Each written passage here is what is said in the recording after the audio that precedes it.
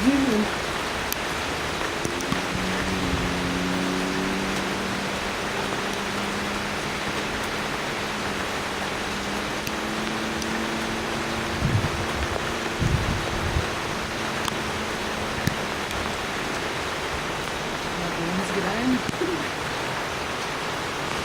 is the Obi Obi River that runs through Maleny. Businesses here have put sandbags along the edge of their businesses because there's a worry that the river will probably come up to this, what's called the Riverside Centre. And this is the main bridge coming into Maleny, where water has been lapping up at the edge of the bridge on and off for the last couple of days.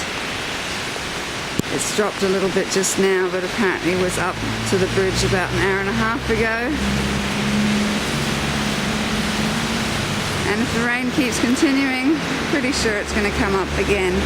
It's 4:30 in the afternoon and businesses in the River Centre have closed down for fear of flooding.